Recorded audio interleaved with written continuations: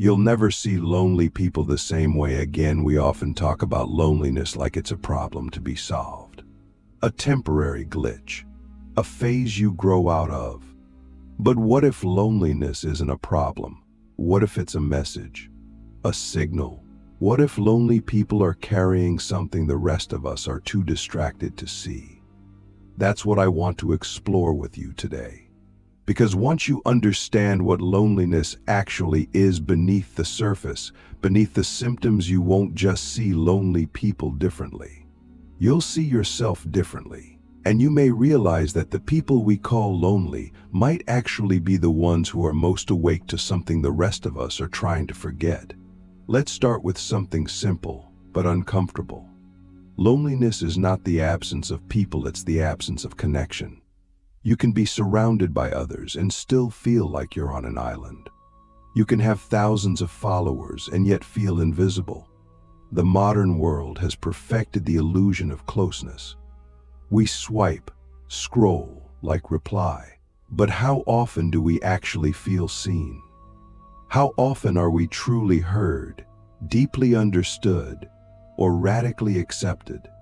For many people, the answer is almost never. And in that gap between the performance of connection and the reality of isolation, loneliness grows like a shadow. But here's the twist we rarely consider. Loneliness isn't always a sign of weakness. Sometimes it's a sign of strength, a signal that you haven't yet given in to the noise, a signal that you still value depth, that you still crave something real in a world built on surfaces. It's the ache of someone who hasn't numbed out, someone who hasn't sold out, someone who still remembers what intimacy should feel like. And that kind of ache, that kind of quiet suffering, it's not pathology, it's integrity. This is why I say you'll never see lonely people the same way again. Because once you realize what they're actually carrying, what they're holding back from becoming just to fit in, you'll understand that loneliness is sometimes the cost of self-preservation, of refusing to become shallow, of refusing to play a game where connection is a commodity and authenticity is too raw to monetize. Some people are lonely not because they can't connect, but because they won't fake it, because they'd rather wait for something honest than settle for something hollow. Click subscribe to this channel to get more topics you love. And this raises the deeper philosophical question. What is loneliness trying to teach us? Is it just pain, or is it pointing towards something we've lost, something sacred? I believe loneliness is one of the last honest emotions left in a hyper-connected world. It's not a glitch in the system, it's evidence that the system is failing to give us what we need. It's the soul's protest. It says, "This isn't enough. I want more. I want truth. I want depth. I want to matter to someone, and not just as a profile picture or a status update, but as a living, breathing presence." Think for a moment about the people you've labeled as lonely. That quiet coworker, that distant relative, that kid who always ate lunch alone. Were they broken, or were they just honest? Were they strange, or were they unwilling to pretend? Did they need fixing, or did they need someone to see them, really see them, without trying to change them? What if the people we see as on the outside are actually standing in a place too deep for most to follow? Loneliness, in its purest form, is a longing, not just for company, but for communion. We want to be met, soul to soul. And when that doesn't happen, something inside us mourns. But here's the thing. That mourning is sacred. It means you still remember what love should feel like. You haven't settled. That's not weakness. That's your humanity refusing to be erased. And maybe, just maybe, that means lonely people aren't broken. They're the canaries in the coal mine, the early warning system, the ones who are most sensitive to the ways our culture fails to nourish the human spirit. They are the ones who feel the absence of depth the loudest, the ones who still believe that connection should mean something, that it should be earned, not performed. So before we move on, I want to ask you something you may never have asked yourself. When was the last time you felt truly known? Not just recognized, not just acknowledged, but seen in that rare soul-level way that makes you feel like you don't have to explain yourself, because someone already feels you. And if that moment hasn't come in a while, what does that say about the world we've built? In the next part, we'll go even deeper. We'll look at how society conditions us to fear loneliness, how we mistake noise for connection, and how the people most afraid of being alone are often the ones most disconnected from themselves. The noise we mistake for connection, why most people fear the mirror of loneliness. Have you ever noticed how uncomfortable people get when they're alone in a room for too long? No phone, no music, no background noise, just themselves and the silence. It's almost unbearable. There's a reason for that. We've been conditioned by culture, by media, by the very design of our digital lives to see loneliness not just as an emotion, but as a failure. If you're alone, something must be wrong with you. If you're not constantly connected, constantly engaged, constantly validated, then you're falling behind.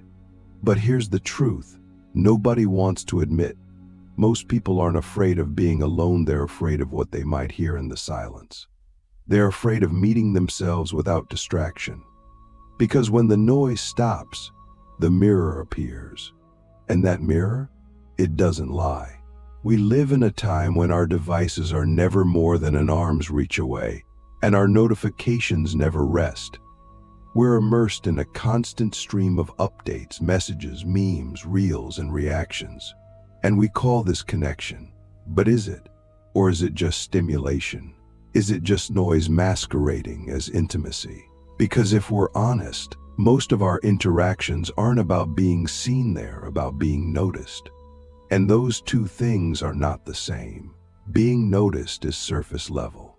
It's fast, transactional, fleeting. Being seen requires depth, vulnerability, presence. And most people are terrified of that.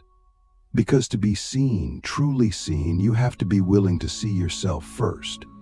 And that's where the fear begins. Loneliness then becomes something bigger than emotion. It becomes a mirror. It shows you where you've abandoned yourself, where you've been performing instead of living, where you've mistaken applause for love, attention for belonging. Most people don't fear loneliness because they hate being alone. They fear it because it exposes the emptiness they've been covering up with noise. It calls out the disconnection not just between you and others, but between you and yourself. It forces you to confront the question, who am I when no one is looking? And here's where it gets deeper, because the more you run from loneliness, the louder it gets. It's like shadowboxing your own reflection. You fill your schedule with people but still feel alone. You post more, share more, reach more, and feel emptier with every scroll. Why? Because connection without authenticity is starvation disguised as a feast. You're eating empty calories of contact, but you're not being nourished by presence, and your soul knows the difference. That's why loneliness persists, not because you're alone, but because you're not aligned. So what do emotionally awake people do with this? They stop running. They stop numbing. They sit with the silence and let it speak. They treat loneliness not as an enemy, but as a teacher. And here's the paradox. Once you stop fearing loneliness, it transforms. It becomes solitude. And solitude is not emptiness, it's fullness without noise. It's the space where you meet your real self, the part of you that doesn't need an audience to feel alive. Emotionally strong people, those who have faced the mirror of loneliness and stayed, discover something profound. That connection is not something you chase, it's something you cultivate. And you can't cultivate something real until you've cleared the space within. until you faced your own silence and made peace with it.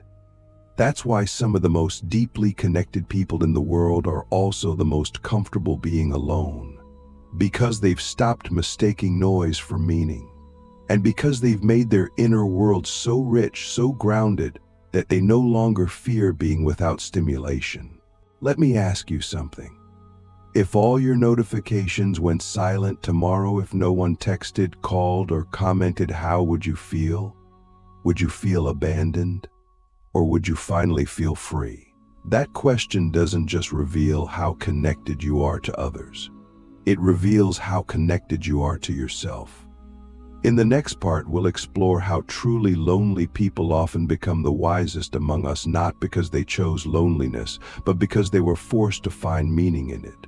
What they discover in that isolation reshapes everything, and it might just be the secret to emotional mastery. Loneliness as initiation, how the isolated become the wisest among us. There's a strange and ancient pattern buried deep in the fabric of human experience.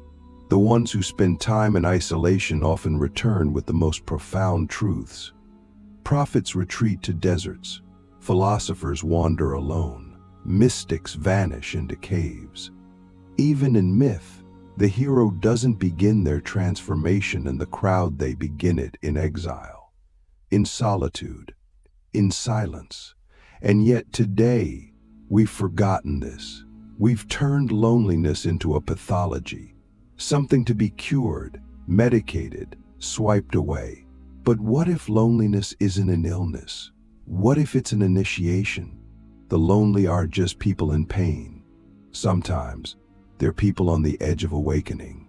They've been pulled out of the conventional world, maybe by heartbreak, by loss, by rejection, by trauma, and dropped into a space where everything familiar falls away. And in that vacuum, they're forced to confront the raw material of existence, themselves, their patterns, their fears, their truths. Most people never go that far.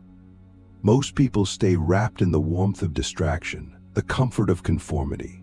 But lonely people, whether they chose it or not, they've been thrown into the deep end of being. And what they find down there isn't always pretty, but it's real. And realness, in a world full of masks, is spiritual gold. Let's be clear, this isn't romanticizing suffering. Loneliness can be brutal. It can break you. It can whisper lies in the dark when no one is listening. But within that suffering lies an invitation, not to escape it, but to enter it, to feel it fully, to let it crack open the walls you've built around your own soul. Because when you sit with loneliness long enough, you begin to see that what hurts most is not being without others, it's being without yourself. And in that realization, something shifts. You stop searching for someone else to complete you, and you start building the parts of yourself you abandoned long ago. This is the hidden power of the lonely. They are forced to become whole, not because they want to, but because they have no choice. They become their own witness, their own companion, their own healer. They go on an inner pilgrimage, and they return with the thing most of the world is still searching for: depth. And that depth becomes a kind of gravity. When a formerly lonely person walks into a room, they carry something with them, an energy that doesn't beg for attention but commands respect. Not because they're loud, but because they're real. They've seen the underworld of their own psyche and survived, and that survival has reshaped them.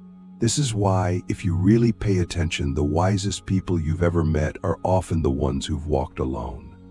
They're not bitter. They're not cold. They're not superior. They're just grounded, clear, unshaken. Because they've already faced the thing most people spend their whole lives avoiding: themselves. And in doing so, they've become immune to the superficial. They don't chase approval. They don't fear silence. They don't need to impress you. They are rooted in something deeper. So here's a question to sit with. What if your loneliness isn't punishment, but preparation? What if it's shaping you for something your current self isn't ready for yet? What if the silence you dread is actually the training ground for a kind of wisdom that can't be taught, only earned? What if every lonely night, every empty room, every unanswered message is not a sign of your unworthiness, but a doorway to your transformation? Because here's the truth most people won't tell you. The journey through loneliness is not a detour from life's meaning, it is the path. If you can stay awake in it, if you can resist the urge to numb or escape, you come out the other side with something unshakable. Not the kind of confidence that needs to be seen, but the kind that sees. Not the kind of strength that lifts weights, but the kind that lifts others. And suddenly, your loneliness becomes your gift. Your initiation becomes your offering. You become the person who can sit with others in their silence, not just because you understand it, but because you've lived it. In the final part, we'll uncover how to transmute loneliness into connection without losing the depth it gave you, how to build relationships that are not just full, but real, and how to carry your earned solitude into a world that desperately needs what you now hold. Turning solitude into strength, how to build real connection without losing yourself. Once you've walked through loneliness and come out the other side, everything changes.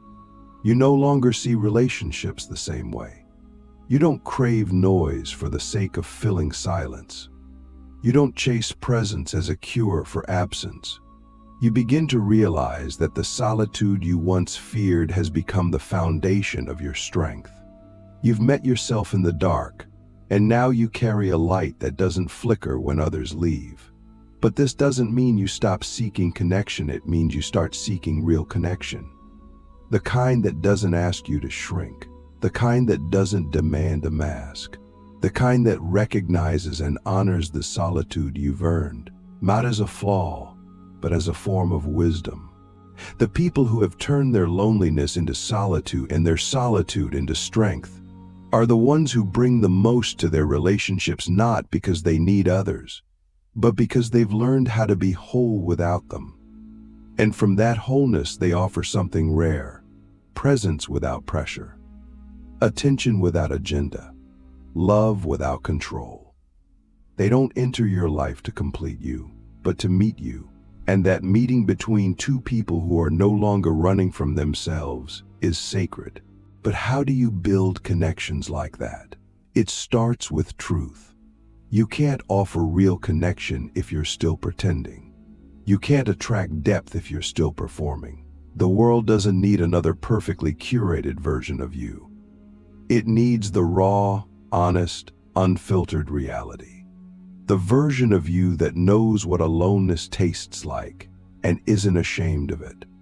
Because when you bring that version of yourself to the table, something amazing happens. Others feel safe to do the same. That's how loneliness becomes a gift.